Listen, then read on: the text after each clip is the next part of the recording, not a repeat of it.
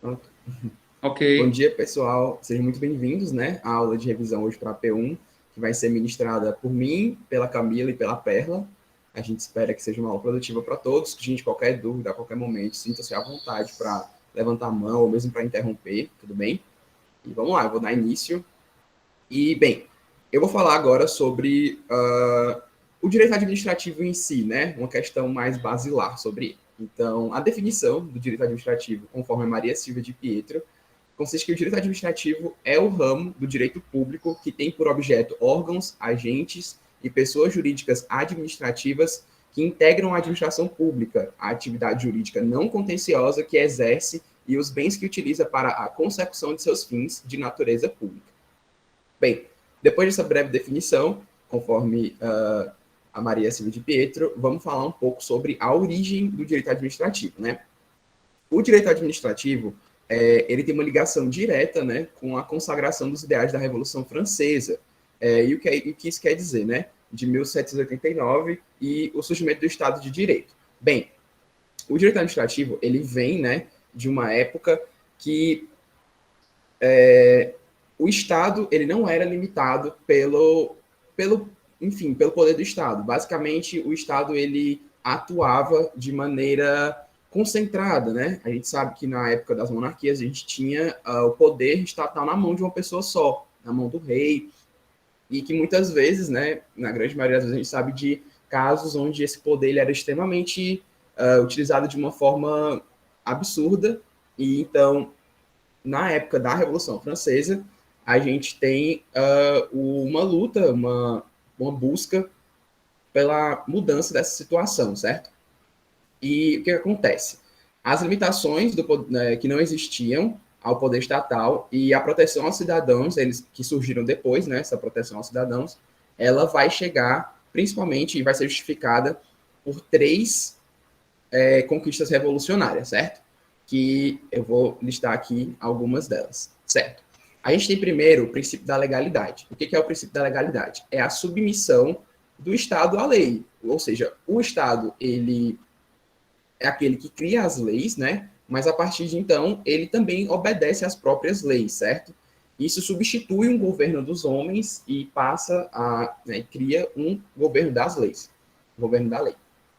E bem, aí, depois do princípio da legalidade, a gente tem o princípio da separação dos poderes, né? Que é algo que aparece muito nas questões e é algo que eu vou enfatizar mais para frente, vou mostrar umas questões como exemplo para que fique mais elucidativo, certo? E depois disso a gente tem a Declaração dos Direitos do Homem e do Cidadão, que, como eu falei, são os princípios mais basilares ali que faltavam, mas que vão ser adquiridos, que são como o direito à liberdade e todos esses outros princípios que são essenciais, né, para a vida em sociedade. Então, basicamente, falando um pouco da Revolução Francesa, é isso, certo? E eu vou passar agora um pouco para o Brasil em si, né? O Brasil e os três poderes. Bem, como é que funciona? A gente tem aqui no Brasil uma república federativa, certo? E aí a gente tem uma separaçãozinha, que é a forma de Estado federada e a forma de governo republicano, certo? E aí eu vou dar uma explicada para vocês no que consiste essa diferença. Bem, a forma de Estado federada, a gente tem, né, as federações, os estados com uma certa autonomia. E eu digo certa autonomia porque vocês sabem que a gente, enfim, a gente pode até fazer uma comparação assim ali com os Estados Unidos, mas a gente sabe que lá os estados têm uma força, né, de decisão assim, bem maior. A gente vê estados que, por exemplo, em um estado determinada atividade, ação é crime e outro não, entendeu? Sendo que aqui no Brasil isso não acontece e eu também já vou explicar por quê. E, bem, a forma de Estado é federada, como eu falei, e a forma de governo é republicana, né? E são três ou quatro, né? Quando a gente fala da forma de Estado, a gente fala que o poder é compartilhado em três ou quatro esferas. Alguns doutrinadores diferem, isso porque entram, né? A União, os estados e os municípios, aqueles que falam que são três, mas alguns consideram o Distrito Federal como uma coisa à parte, porque ele é uma espécie de misto, certo? Então, há quem diga que são três, há quem diga que são quatro esferas, certo? E, bem, o conceito da separação, né, que está aí embaixo agora, depois da forma de governo republicano, que fala sobre a separação vertical dos poderes, né, e a separação horizontal dos poderes. Bem, essa separação vertical, ela está aberta à discussão. Por quê? É o seguinte, como é que funcionaria essa separação vertical? Ela coloca a União no topo, certo? Ela coloca os estados no meio e os municípios embaixo. Só que por que isso pode causar uma certa confusão? Porque essa linha reta dá uma ideia de que a União seria superior aos estados, que, por consequência, seria superior aos municípios. Mas não é bem assim. O que acontece é que cada esfera do poder, ela tem competências distintas, certo? Ela compete, enfim, ela atua sobre diferentes áreas. Como assim, Bernardo? Bem, é o seguinte, por exemplo, quando a gente fala do direito penal, por exemplo, de um crime que acontece no Brasil, ele é crime tanto em São Paulo quanto aqui em Fortaleza, certo? No que diz respeito ao direito penal, quem fala sobre isso é a União.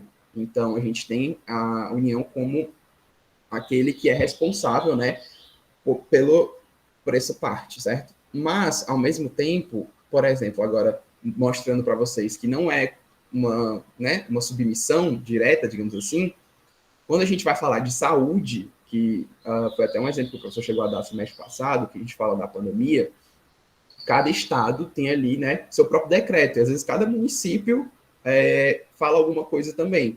Então, não é uma ordem direta, entendeu? Por exemplo, com os decretos, né, estaduais e tal, ou então até municipais, que recentemente, agora um pouco atual, um município do Ceará, que eu não lembro qual que é, quis que o uso de máscara não fosse mais obrigatório. Aí o Ministério Público até interviu para que essa decisão fosse, né, revista ali, para que voltasse a ser obrigatório, mas é o que a gente tem a dizer sobre essa separação vertical, porque não é bem assim, né? Não é como se quem está em cima, a União, mandasse os municípios, nos estados que mandassem os municípios, certo? E a separação horizontal dos poderes, a gente tem o poder legislativo, executivo e o judiciário, que são três poderes que são independentes, mas eles são harmônicos entre si. E é também um ponto que, como eu falei anteriormente, eu vou focar um pouco, porque aparece mais nas questões, certo? Então, vamos lá. Aqui, bem, na teoria dos três poderes, que eu falei que ia dar um enfoque, tem esse mapa mental aqui. Não se preocupe que a gente vai enviar os slides para vocês, tá? E aqui a gente tem, basicamente, da onde surgiu a teoria dos três poderes, né? A gente tem ali uma setinha puxando para o iluminismo, que a gente teve descobertas científicas, a gente, naquela época, né, da Revolução Francesa, questiona-se o direito divino, que era o que legitimava o poder absoluto dos reis, e a gente tem também a queda do poder da igreja. Bem, aí da influência agora, a setinha laranja, a gente tem, primeiramente, ali a Constituição dos Estados Unidos, a nova República Francesa, logo depois, e a gente do Brasil, um tempinho depois ali, né, uns 100 anos depois, mas bastante influenciado, certo? Por essas coisas que aconteceram antes. E a gente tem o contexto, né?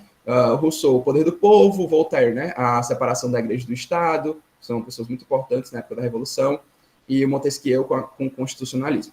E, por último, aqui na parte de baixo, a gente tem a divisão dos três poderes em si, né? Que a gente tem o poder executivo, que ele administra e aplica as leis, o poder legislativo, que ele aprova, rejeita e propõe leis, e o poder judiciário, que interpreta e julga as leis, certo?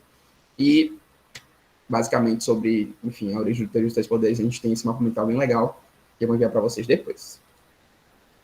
E agora vamos lá para as funções, né? Típicas e atípicas. Isso aqui é bem focado em questões, certo?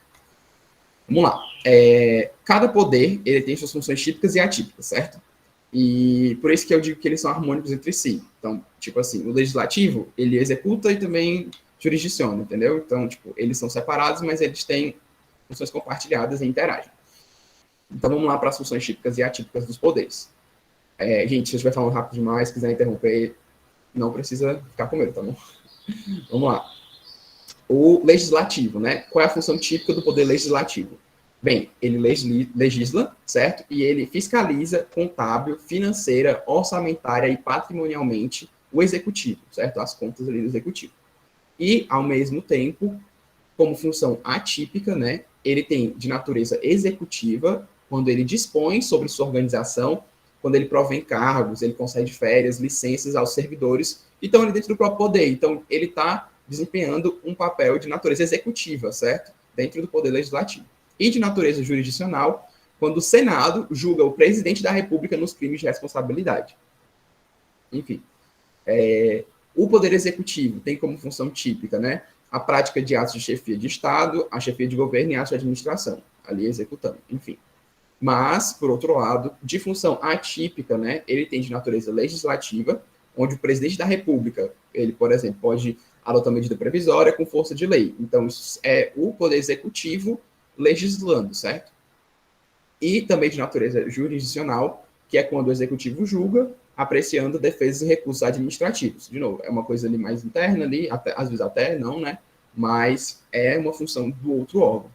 E, por último, né, o Poder Judiciário, que ele julga, né, dizendo o direito no caso concreto e dirimindo os conflitos que lhe são levados quando da aplicação da lei, mas, ao mesmo tempo, ele tem como função atípica natureza legislativa, certo? Atos de natureza legislativa, como ali no regimento interno dos seus tribunais, e também de natureza executiva, num lado mais administrativo, quando ele concede a mesma coisa, né, ali do legislativo. Concede férias aos magistrados e serventuários, certo? E aí, bem, fazendo essa diferenciação aqui, né, de funções típicas e atípicas, a gente vai, no judiciário também, eu lembro nas primeiras aulas do professor, ele exibe sobre aqueles outros tribunais do judiciário, que são vários, né, militar, enfim, uma divisão bem grande, e agora eu vou passar aqui para o poder e para o nível, né, de cada poder, para separar um pouco aqui como é que funciona a nível, né, digamos assim, municipal, estadual e tal. Bem, vamos lá. O legislativo, a nível federal, né, a gente tem o Congresso Nacional, que é a Câmara dos Deputados, os deputados federais e o Senado Federal, os senadores. O legislativo, na esfera estadual, é composto, né, pela Assembleia Legislativa dos deputados estaduais, e o legislativo, na esfera municipal, é a Câmara Municipal, né, onde ficam os vereadores. Bem, o executivo, na esfera federal, a gente tem o presidente da República e o vice-presidente e os ministros, né? O executivo, na esfera estadual, é composto pelo governador, vice-governador e secretários, enquanto o executivo, na esfera municipal, é composto pelo prefeito, vice-prefeito e secretariado. E, por último, o judiciário, na esfera federal, a gente tem o Supremo STF, né, o Supremo Tribunal Federal, o STJ, o Supremo Tribunal de Justiça e os tribunais juízes federais, certo? Enquanto isso, o judiciário, na esfera estadual, a gente tem os tribunais e os juízes, e na esfera municipal não há judiciário, certo? Alguma dúvida? Posso prosseguir?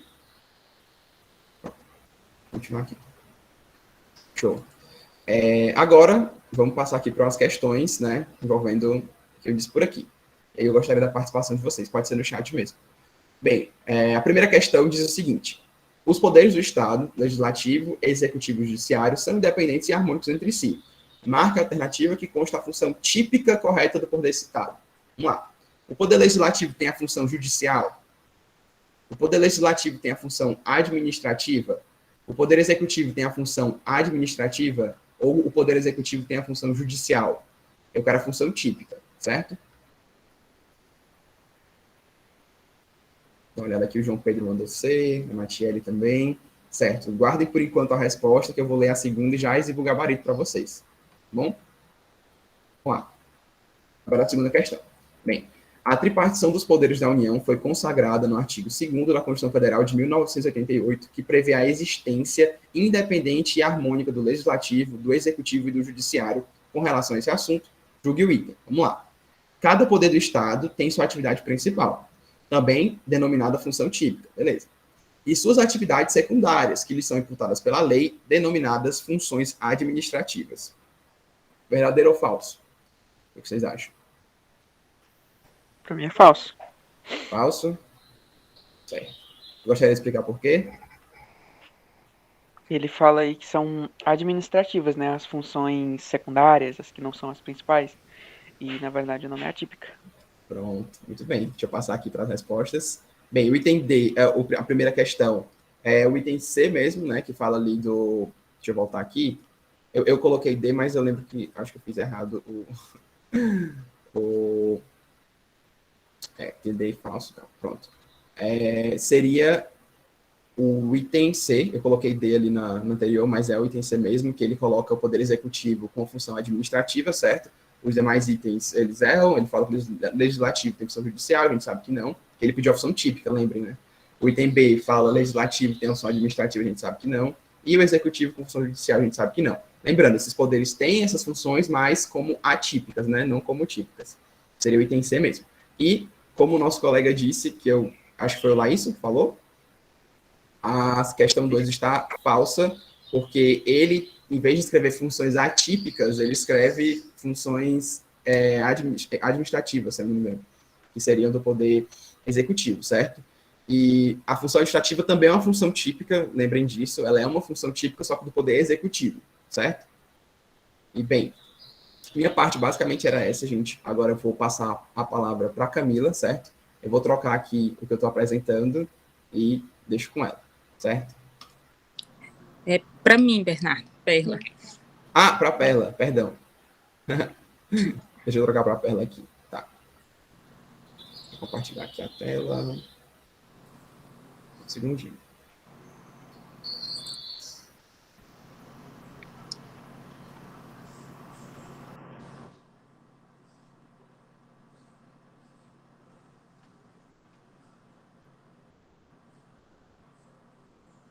Confirmem para mim se está aparecendo direitinho aqui o slide, Tá. certo? Tá, deixa eu compartilhar.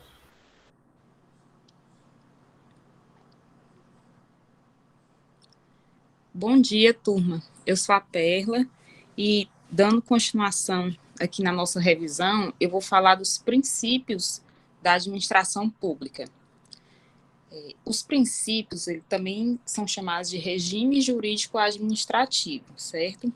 Esses princípios todos decorrem da Constituição. Alguns são expressos ou implícitos. Mas nós temos dois que são basilares, que fundamentam todos os outros princípios. São chamados de supraprincípios, que é a supremacia do interesse público e a indisponibilidade do direito público. São também chamadas de pedras de toque. E quando há um conflito entre os princípios, ocorre que a gente tem que olhar para o caso concreto e ver qual se adequa mais, certo? Eles não têm hierarquia entre si. Então, você olha para o caso concreto e diz qual vai se sobrepor no caso concreto. Vamos imaginar uma prefeitura de algum município que queira construir um viaduto e, para isso, precise demolir algumas casas. Aí fica a questão.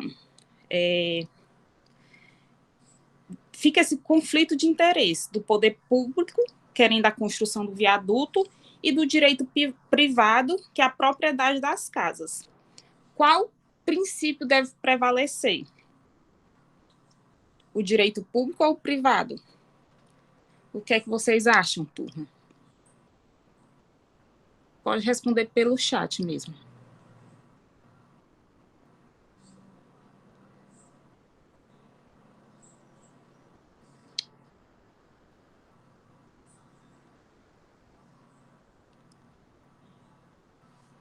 O Aniel, o Bruno, Natiele, o Wendy colocaram público. Exatamente, em decorrência desse princípio que eu falei, da supremacia do interesse público sobre o privado. O artigo 37 da Constituição elenca os princípios expressos, aqueles bem conhecidos, o LIMP, legalidade, impessoalidade, moralidade, publicidade e eficiência. Primeiramente, vamos falar a quem deve a obediência a esses princípios. O artigo 37 também diz que a administração direta, indireta de qualquer dos poderes da União, dos Estados, do DF e dos municípios obedecerá ao LIMP.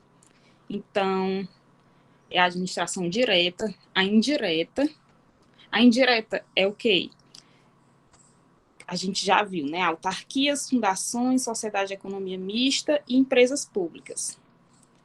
De qualquer dos poderes e de todos os entes, União, Estados, DF e municípios. Como o Bernardo falou, esses entes aqui, eles são autônomos, não são soberanos. Soberano é somente a República Federativa do Brasil, representado pela União, para fins de direito público externo. Aí eu vou falar aqui sobre cada princípio, começando aqui pelo da legalidade. Tem dupla visão, né? Primeiro, na ótica do particular, que ninguém é obrigado a fazer alguma coisa senão em virtude de lei. E sobre a ótica administrativa, é que o administrador ele só pode agir naquilo que é autorizado por lei. Esse é o princípio da legalidade, tem essa dupla visão. Impessoalidade. Também tem uma dupla acepção, que é, primeiro, a atuação da administração não deve ser voltada ao interesse particular. Essa acepção é mais intuitiva, é a que a gente pensa primeiro. E a outra é que o administrador ele age em nome da administração e não em nome próprio. Quando você vê uma obra pública, por exemplo, aqui do estado do Ceará, você vê esta obra está sendo feita pelo governo do estado do Ceará. Não pode ser colocada esta obra é do Camilo Santana, porque aí feriria o princípio da impessoalidade, porque o administrador age em nome da administração e não em nome dele próprio. Outro exemplo que eu poderia dar aqui, que fere a impessoalidade, seria uma multa de trânsito. Um agente de trânsito, ele tem um desafeto e ele multa esse desafeto, esse inimigo, sem que tenha havido infração de trânsito. Essa multa vai ser válida?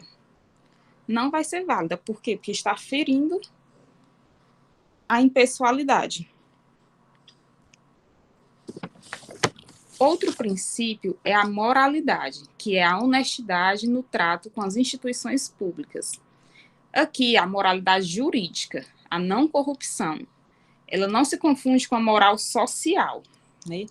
É o agir correto, a boa administração. Para o ato ser válido, ele tem que ser legal e moral. A súmula vinculante 13 fala da vedação ao nepotismo. Essa vedação ao nepotismo é justamente para obedecer o princípio da moralidade, em que eu não posso nomear meus parentes de até 3º grau para cargos de chefia, direção e assessoramento, por ferir o princípio da moralidade. Mas tem exceção, que são os cargos políticos, secretários, ministros. Assim eu posso sim, é uma exceção, desde que haja qualificação técnica, né? Eu também não posso colocar como ministro da Educação uma pessoa formada em uma área que não tenha afinidade. Princípio da publicidade. É a atuação transparente do Estado. É garantia de controle. Funciona como requisito de eficácia dos atos administrativos. Para que o ato produza efeito, ele precisa ter publicidade, por exemplo, uma lei. Esse princípio, no entanto, ele é relativizado nos casos de segredo de justiça, nos casos de segurança nacional. Ele não é absoluto, não.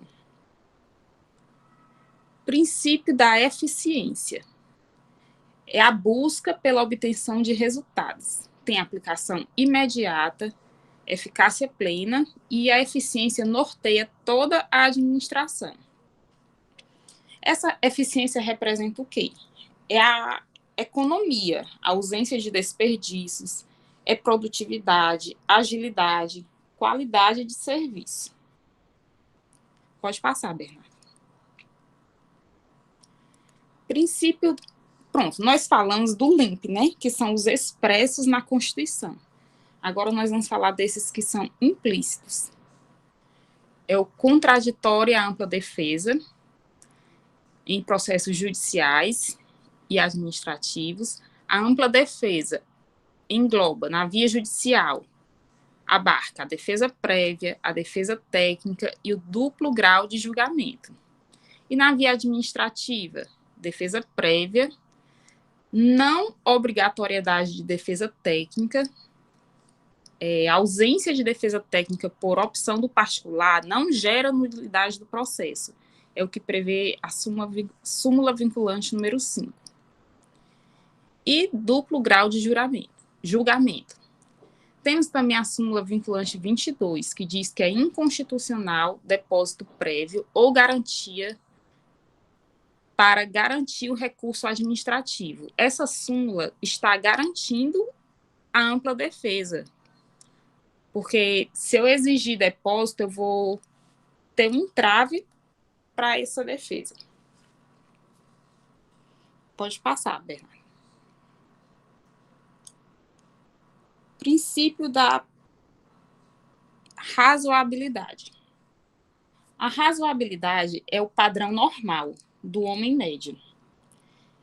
E dentro da razoabilidade, a gente encontra o princípio da proporcionalidade, que é um parâmetro para se aferir a adequação e a necessidade. É um equilíbrio entre o ato e medidas de adequação e necessidade. Por exemplo, um PAD. Você tem uma conduta de um servidor público, ele vai ser submetido a um PAD, e a conduta dele foi mínima.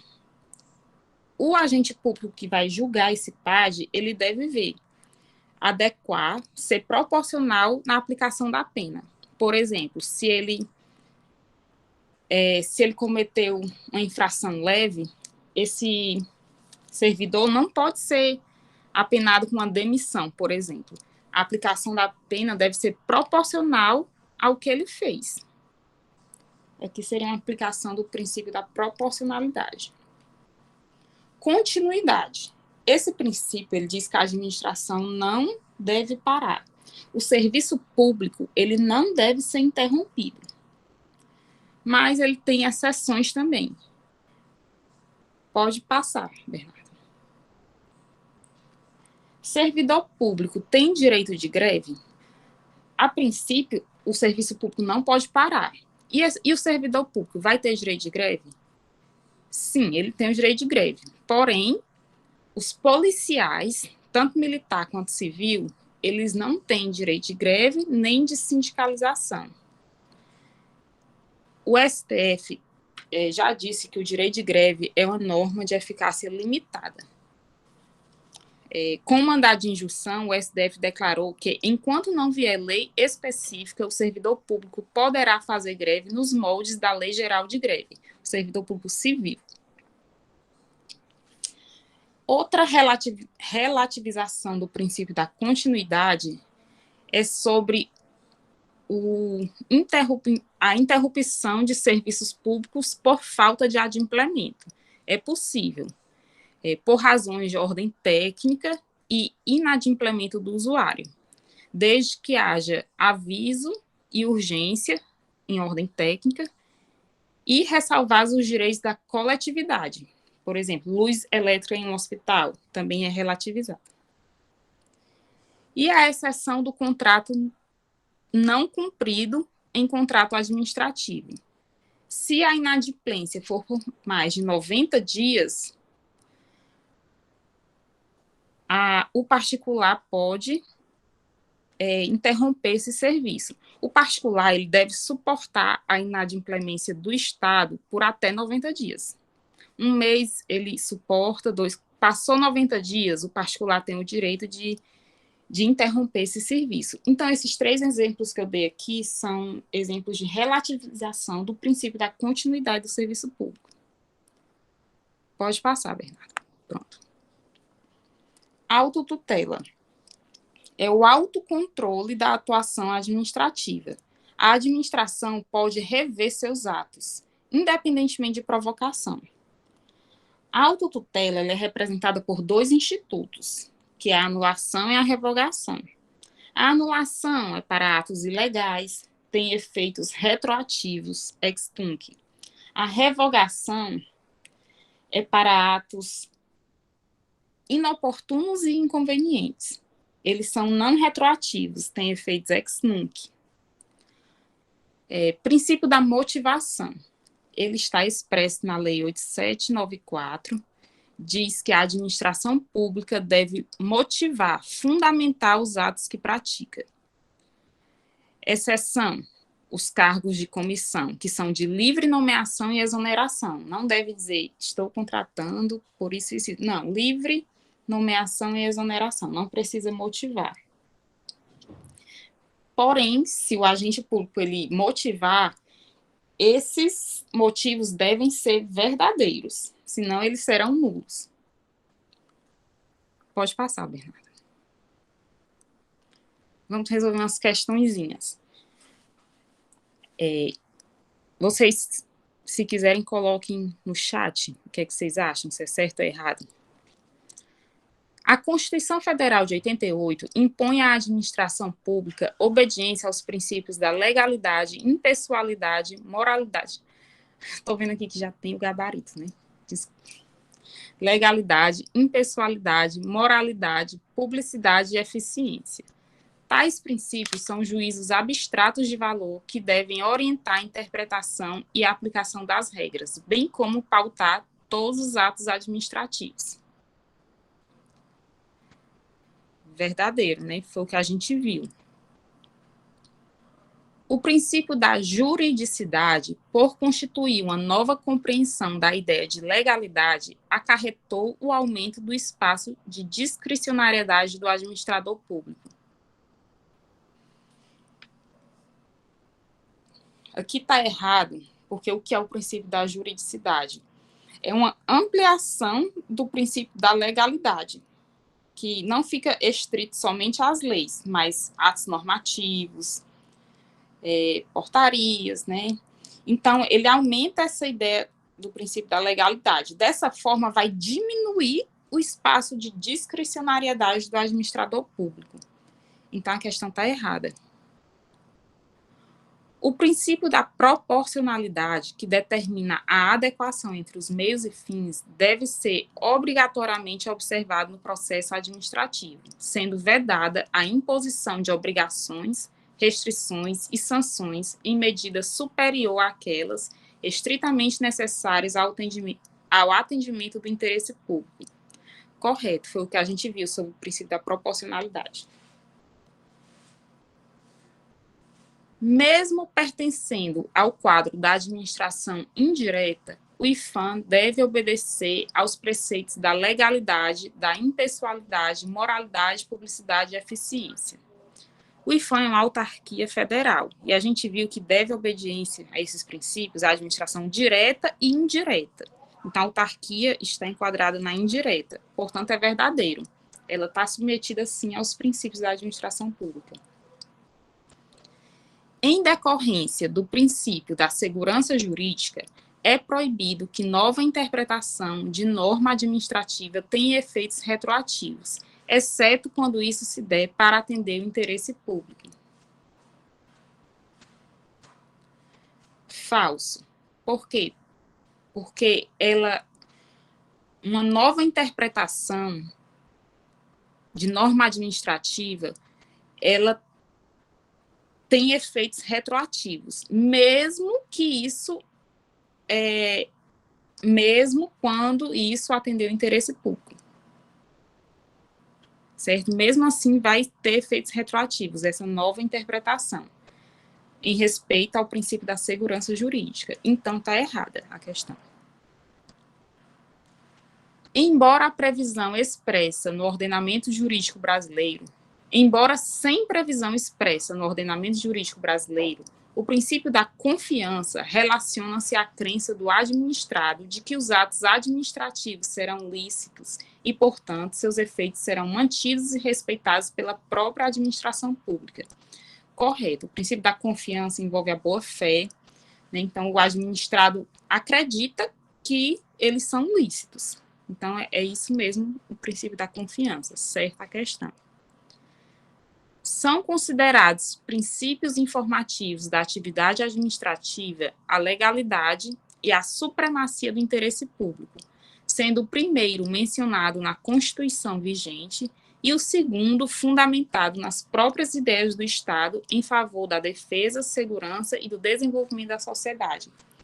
Está correto, a gente viu que a legalidade está expressa na Constituição e a supremacia do interesse público é um supraprincípio. Então, está correta a questão. Agora eu passo a palavra para a Camila, para ela finalizar a nossa revisão.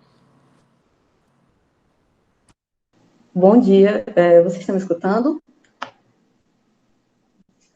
apresentar só um pouquinho que eu estou pelo celular. Sim, dá para ouvir. Pronto. Eu vou falar com vocês, gente, um pouquinho sobre a organização da administração indireta, órgãos públicos e agentes públicos. E já iniciando com a parte da organização da administração. Bernardo, pode passar. Pronto. Para início, eu queria conversar um pouquinho com vocês sobre a diferença da administração em sentido amplo e em sentido estrito. Eu consegui fazer assim, um relatóriozinho, um modelo de mapa mental que tentasse seguir mais ou menos o que o professor colocou nas notas de aula dele e sair especificando as partes mais importantes. Então, qualquer dúvida que vocês tenham, pode falar. Se eu falar rápido demais, que eu costumo falar rápido demais, podem me avisar. E eu falo novamente. Continuando. A administração, ela, em sentido amplo, ela inclui também a parte política da administração. Já a administração, em sentido estrito, não. Se refere apenas à parte administrativa. É importante entender isso, porque para fins de... a palavra ela é utilizada de forma ampla e, às vezes, pode ficar um pouco confuso. Vou iniciar também falando um pouco sobre direito constitucional. O Bernardo já falou um pouquinho sobre isso. É importante entender os conceitos de forma de Estado de governo e sistema de governo, porque ajuda bastante, mais na frente, em entender tudo que, os princípios, entender como funciona a administração pública, para fim de realmente você entender o que está sendo dito. Primeiramente, eu vou falar de forma de Estado, depois de forma de governo, depois de sistema de governo. Em cada um deles, eu coloquei um negócio chamado de palavra-chave. O que é essa palavra-chave? Palavra-chave é uma forma que eu achei de deixar mais claro para vocês como entender o que é que está dizendo em cada uma dessas classificações. Iniciando com forma de Estado, a palavra-chave é poder político. Por que poder político, Camila? Significa como que a administração ela trabalha, da forma geral, né? A União ela trabalha com as suas unidades supranacionais na divisão de como é realizado o poder, como ela divide o poder, como a organização, por exemplo, no caso daqui do Brasil, os estados podem repassar, fazer determinadas atividades, como o Bernardo falou. Existe o estado unitário e o estado federado. O estado unitário, geralmente, ele é realizado em locais que tem um espaço pequeno, ele não é tão grande, porque justamente pela centralização de poder que existe. Um exemplo que eu dou é a França e o Brasil na sua primeira Constituição, que não havia realmente o repasse de algumas atividades, de alguns poderes para os estados. O poder era tudo centralizado na União. Continuando, tem o federado, que é o exemplo mais claro, como o Bernardo falou, é o Brasil atualmente, que é aquela questão de que tem a União, que tem suas atividades, seus deveres, e vai repassando algumas particularidades, algumas atividades para os estados. É também o caso dos Estados Unidos, só que o meio de formação de lá foi diferente. De lá é centrípeta, né, que juntou o pessoal que estava em vários estados independentes que se juntaram em torno de um, enquanto aqui a gente teve a União dando poderes políticos para cada uma das suas subunidades. A próxima tem a forma de governo. A palavra-chave é aquisição, exercício e transferência de poder político.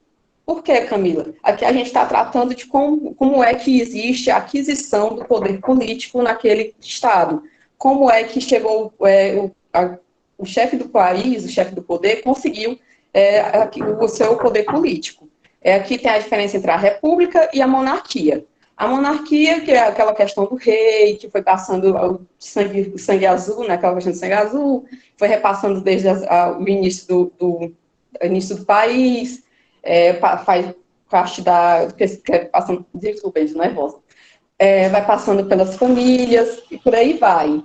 E aí temos também a parte da república, que é o povo dizendo quem eles querem que exerça o poder político daquele país. Finalmente, a gente tem aqui o sistema de governo. As palavras-chave são relação entre poder legislativo e executivo. Por quê? Aqui a gente está trabalhando com a ideia de dependência e interdependência entre os dois poderes. No caso do presidencialismo, existe a interdependência. Cada poder, ele age de forma independente, e eles têm o seu próprio mandato, têm suas próprias atividades, e eles vão continuar esse mandato até o fim, a não ser que exista algum tipo de interferência, tipo impeachment. Já o parlamentarismo, não. A ideia de interdependência, um poder depende do outro.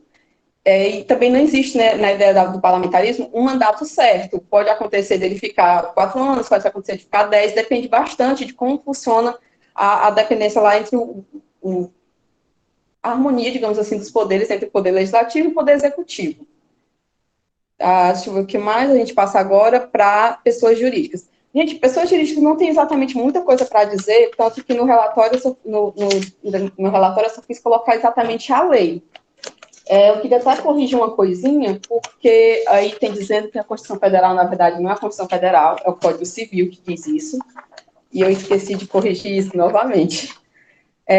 Aí temos aqui, rapidamente, tem o artigo 41, o artigo 42 e o artigo 44. O 41 dizendo quais são as pessoas jurídicas de direito público interno, que é a União, estados, municípios, territórios, autarquias, inclusive as associações públicas e demais entidades de caráter público criadas por lei. Essa palavra criadas é bem importante, depois eu vou explicar bem direitinho na parte seguinte, porque ela significa realmente a ideia de como surge nessas demais entidades criadas a ideia de que ela possui caráter jurídico público e não privado. O 42, ele fala sobre o direito público externo, que é a questão dos estados estrangeiros e todas as pessoas que forem regidas pelo direito internacional público. E, por fim, o 44 são as associações, sociedades, fundações, organizações religiosas, partidos políticos e todos aqueles formatos de empresa que já é mais conhecido por ser mais comum, digamos assim, para a gente, que é a parte do direito privado.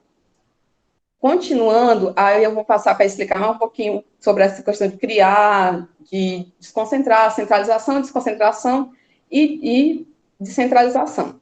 A centralização, gente, é quando o Estado ele executa suas atividades de forma totalmente direta, por meio dos seus órgãos e os agentes integrantes da administração pública. É a própria administração se organizando, executando as atividades, a questão do governador fazendo todas as suas atividades, não existe um repasse de atividade, ele está realizando ali de forma direta. E aí temos a descentralização. Não sei se dá para observar, mas eu tentei criar um pequeno destaque em algumas letras de descentralização e desconcentração. No caso de descentralização, está em CEN. Por quê? É porque isso é um pequeno mnemônico que foi criado, ele é bem comum e ele é fácil de entender para deixar mais claro quando você tiver dúvida do que é que está se tratando essa ideia. Descentralização é CN, porque é criar entidade. A gente tem sempre que associar descentralização a criar entidade, que é quando o Estado ele vai repassar algumas de suas funções para outras pessoas, ele vai desempenhar funções por meio de outras pessoas. Nesse caso da descentralização, não existe uma subordinação entre os órgãos. Existe, sim, um controle finalístico e uma vinculação entre o órgão que é criado, o órgão para o qual é repassada a atividade, e o órgão pelo qual a atividade era originalmente embutida. Temos aqui 2 tipos, a outorga por serviço, ou por serviço, e a delegação ou por colaboração. Qual é a diferença?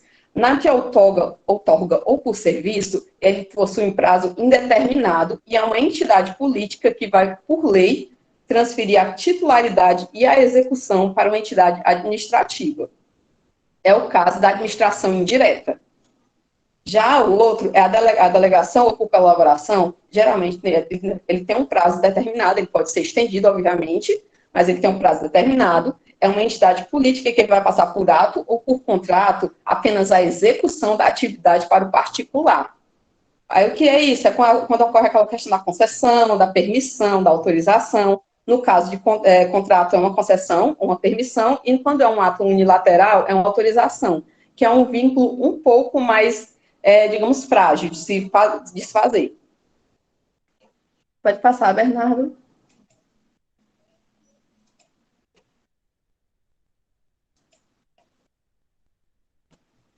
Em seguida, eu queria passar aqui para a parte mais específica, que é a administração indireta. Primeiramente, falando sobre a criação. A criação, ela é especificada no artigo 37, inciso 19 da Constituição Federal, que somente por lei específica poderá ser criada autarquia e autorizada instituição de empresa pública, de sociedade de economia mista e de fundação, cabendo a lei complementar definir as áreas de sua atuação. Eu marquei aqui uma pequena... enfatizei a questão da parte de criar e autorizar. Por quê? Essa ideia da criação e da autorização é o que vai dizer se a empresa, o ente criado, ela vai ter um caráter público ou um caráter privado. Quando ela é criada, ela possui necessariamente um caráter público. É uma lei que ela vai criar a entidade, ela vai dizer a atividade da entidade. Já quando ela é autorizada, não. Quando ela é autorizada, é feita uma lei que autoriza a criação da entidade, e aí algumas entidades precisam fazer o registro, e tem todo um fundamento, uma lei específica que trata sobre essas coisas. E eu botei também aqui uma parte de características comuns a todas elas, porque apesar de ser de caráter público ou privado, existem sim essas características comuns, como, por exemplo, a vedação, a acumulação remunerada de cargos, empregos e funções. Toda administração indireta, ela vai fazer concurso. Existe, claro, a diferença entre ser um emprego estatutário ou um emprego que é regido pela CLT, que eles chamam de seletista. Mas todas elas vão entrar nessa ideia de ser vedado a acumulação remunerada de cargos. Você não pode acumular cargos, tanto de emprego, quanto de emprego público, quanto de cargo público em si. Por quê? Por lei, né, que é a questão justamente para ter aquele controle de não ter uma pessoa pegando várias atividades em vários órgãos, mas existem, obviamente, as exceções, que são de professores, de médicos, de cargos técnicos. A outra característica, sujeição aos limites de remuneração do teto. Isso diz União, Estado e município. Eles têm que obedecer, o salário deles tem que obedecer a esse limite de remuneração. Ele não pode ser, por exemplo, maior do que o do governador, maior do que o do presidente, na questão do executivo. Investimentos públicos, eles têm que constar na LOA. A LOA é a Lei Orçamentária Anual que existe, que é feita na União, estados e municípios, de forma geral, que diz o que é que vai ser gasto e o que é que vai ser adquirido de receita durante um ano, de forma mais resumida, de forma fácil de dizer, né? Porque existe uma cadeira só para isso. Toda a administração indireta, ela tem que constar, assim como é realizada com a administração direta, na LOA, em relação aos investimentos públicos que ocorreram nesses entes administrativos. Aí temos aqui a sujeição ao controle legislativo e ao controle dos tribunais de contas. Sempre que envolve aquele dinheiro público, gente, sempre vai ter ali o controle do legislativo, Tribunal de Contas, observando se foi gasto realmente, os recursos que foram recebidos foram gastos de forma correta ou não. E existe lá o controle da prestação de contas, existe o controle tanto a priori quanto a posteriori, e eles têm que se sujeitar, sim, apesar de ser administração indireta, eles têm que se sujeitar ao controle do legislativo e do Tribunal de Contas, no caso da União, dos estados e, em alguns casos muito raros, que quase todos já foram desfeitos dos municípios. Sujeição à exigência de licitação e realização do concurso público, como eu disse antes, mesmo que seja administração indireta, mesmo que seja da área privada, tem que existir o concurso, e também tem que existir a questão da licitação pública para a compra dos materiais. Obviamente que isso se relaciona à área no qual esse ente administrativo está recebendo recursos, porque tem alguns entes que eles vão receber recursos só para determinadas áreas. A sujeição à lei de improbidade, eles respondem de forma objetiva à lei de improbidade administrativa, assim como a área, os órgãos públicos. E, por fim, os atos lesivos, eles podem ser objetos de ação popular. Então, se existe alguma lesão ao patrimônio público, por exemplo, pode existir, sim, um cidadão pode entrar com ação popular falando sobre isso. A questão de classificação, nós temos as autarquias, as fundações públicas, as empresas públicas e a sociedade de economia mista. Vou falar um pouquinho sobre elas, cada uma delas, para dizer bem direitinho qual é a diferença. O que é a autarquia? A autarquia ela é criada por lei, portanto, possui caráter público, ela tem personalidade jurídica, tem um patrimônio e tem receita própria para executar, está sempre executando atividades típicas da administração pública. Ou seja, aquela questão de criar que eu falei, ela é criada por lei.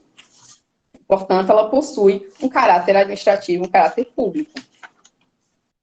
Algumas características dela: a personalidade jurídica de direito público, os seus agentes eles são servidores públicos estatutários que respondem a 8.112.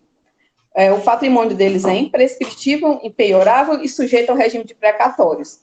Imprescritível e impenhorável pela questão que você entra com ações na justiça para pedir, eu quero a penhora de determinado item que, por exemplo, uma pessoa tem um carro que a pessoa tem para poder pagar minha dívida.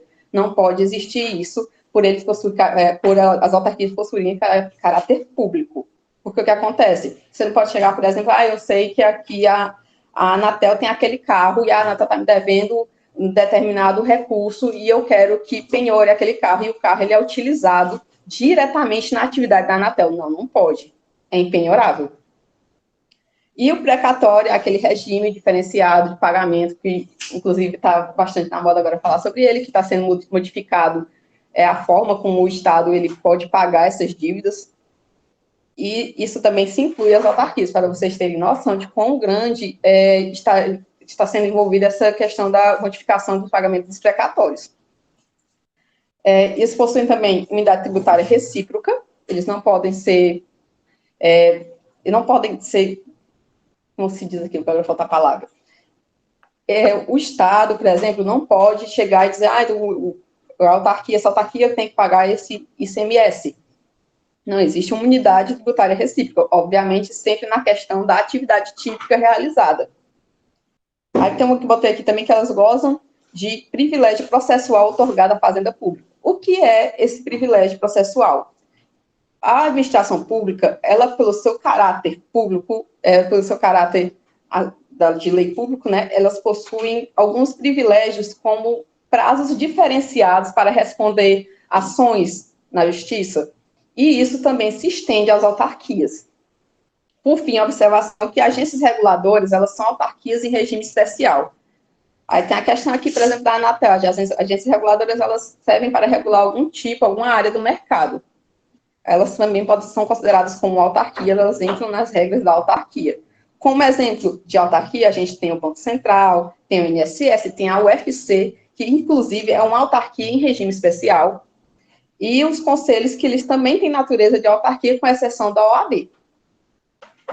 Passando adiante, a gente tem as fundações públicas. Fundações públicas, elas trabalham com a ideia do social, da saúde, da assistência social. Elas são a personificação de um patrimônio que é atribuído a uma atividade ou finalidade específica, que não é lucrativa e que tem cunho social.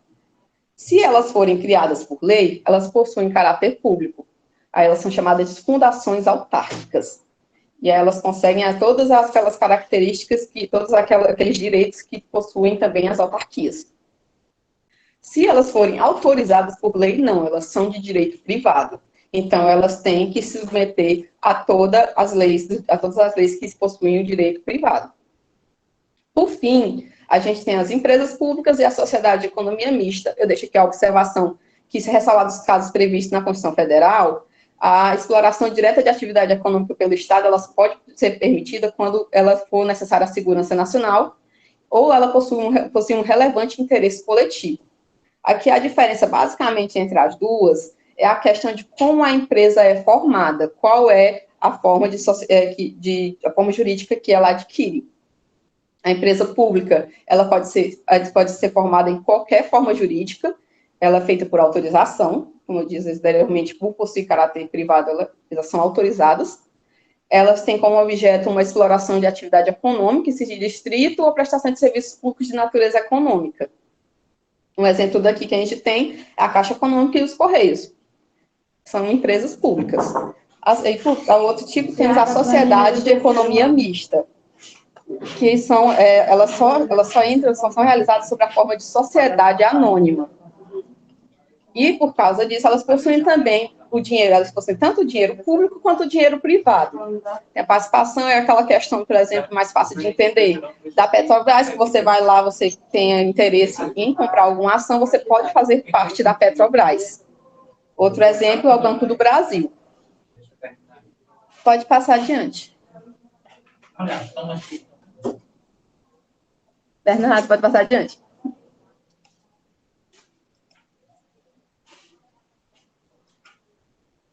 Aí agora eu vou falar um pouquinho sobre órgãos públicos. Eu queria que também iniciar aqui falando sobre a teoria do órgão, a teoria da imputação volitiva. O que é a teoria do órgão, a teoria da imputação volitiva?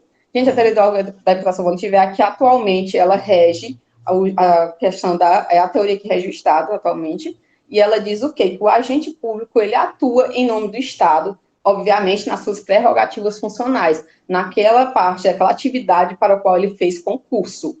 Ele está ali, quando ele está, por exemplo, um servidor do TJ, do Tribunal de Justiça, ele está lá realizando a sua atividade no sistema, ele está ali agindo em nome do Estado, é como se fosse o Estado agindo. Ele é atribuído, a atividade dele é imputada ao Estado diretamente. O conceito de órgão público, ele vem do quê? Que são unidades integrantes da estrutura de uma pessoa jurídica, no qual são agrupadas competências a serem exercidas por meio de agentes públicos. É aquela questão da desconcentração, ela cria órgão. O órgão, ele é criado para que seja uma melhor organização, haja uma melhor organização da atividade do órgão, da atividade da pessoa jurídica em questão, desculpa. E elas não possuem, justamente por isso, uma personalidade jurídica, porque é uma mera organização do Estado em torno de órgãos menores. Um exemplo que eu posso dar é a questão da SEDUC, por exemplo, em relação às escolas. As escolas públicas, elas não possuem personalidade jurídica. Por quê? Porque elas fazem parte da SEDUC, elas fazem parte do Estado.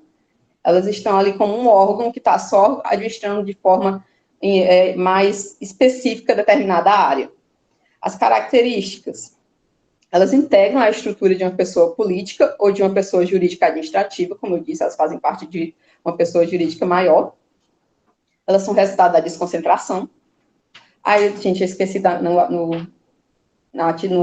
imagem anterior de explicar o que é a desconcentração. Desculpa. A desconcentração, eu marquei direitinho na imagem, para vocês receberem, vocês vão ver. Desconcentração. O CO cria órgão. Sempre pensar nessa ideia. Desconcentração, ela cria órgão. Ela está realizando está diferenciando, está diminuindo, assim, está distribuindo atividades de uma pessoa jurídica específica. Algumas possuem autonomia gerencial, orçamentária e financeira. Essa ideia, essa característica, ela se junta já em específico com o próximo ponto, que elas podem firmar contratos de gestão e, com isso, adquirir alguma autonomia gerencial, orçamentária e financeira. Elas podem fazer com outros órgãos ou com pessoas jurídicas. É aquela ideia de, por exemplo, o S resolveu que vou fazer aqui um projeto, eu vou botar ar-condicionado em todas as salas, eu vou ensinar aqui os professores que eles vão realizar de determinada forma, eu vou colocar um computador, vou melhorar as cadeiras, e aí daqui a uns 2 anos, prazo mínimo é 1 ano, né? Daqui a 2 anos, o sistema da UES, ela vai melhorar, os alunos eles vão melhorar no ENAD. E aí ele faz esse acordo com o Estado, com o governador, no caso lá, a ideia do executivo, com o Estado do Ceará. E aí, quando eles fazem lá o contrato de gestão direitinho, eles vão conseguir uma autonomia gerencial, orçamentária e financeira para alcançar esse objetivo. Pode ocorrer tanto com a área pública quanto a área privada. Essa questão do contrato de gestão é importante explicar, porque quando é com a área pública, ela vira uma agência executiva. Já quando é com a área privada, não, ela vira uma organização social, são as famosas OS. Não possuem capacidade para representar em juízo, porém, algumas têm capacidade processual para defesa em juízo de prerrogativa funcional. O que é isso, Camila? Eu vou dar aqui um exemplo que eu não sei se vocês lembram, porque acho que vocês eram pequenos, mas alguns anos atrás, a UES estava envolvida em alguns problemas com questão de um concurso que ela realizou. O pessoal estava dizendo que houve algum tipo de enroladas, e teve essa questão que teve todo um estudo, foi entrar na justiça, aquela coisa toda, estavam fazendo todo o processo para averiguar isso, e aí a UES foi e ganhou outro concurso na época, não lembro se era o TRE ou se era o concurso da polícia. Era um concurso grande. E aí o Ministério Público viu tudo isso e disse, poxa, vocês realmente vão colocar a UES possui, no caso a FUNES, né, que lá é uma fundação, a FUNES possui a estrutura para aplicar esse concurso? Olha, ela está envolvida nisso aqui, será que ela possui idoneidade? Será que vocês têm certeza que vocês querem que essa organização faça esse concurso tão grande?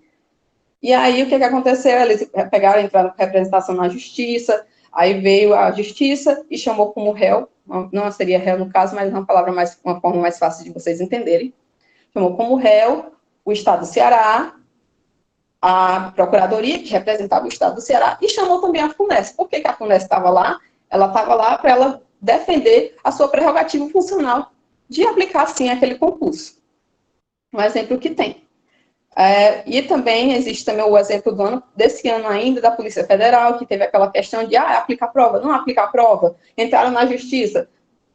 O órgão que entrou lá, ele entrou junto também, já defendendo a sua prerrogativa funcional também, para dizer que eu posso aplicar, sim, esse concurso. E, por fim, eles não possuem patrimônio próprio. Por quê? Todo patrimônio, assim como eles não têm personalidade jurídica, né? Todo patrimônio de um órgão, ele, na verdade, faz parte da estrutura política ou da entidade, da pessoa jurídica administrativa da qual ela faz parte. Não existe o bem, por exemplo, de uma vara criminal. Não existe o vara criminal, não tem um carro. Quem tem um carro é o Tribunal de Justiça, que é quem tem a pessoa jurídica. Uma escola, ela não tem cadeira, ela não tem livro, na verdade, quem tem é a Secretaria de Educação, é o Estado, na parte executiva. Não sei se eu deixei bem claro isso. Pode passar para frente.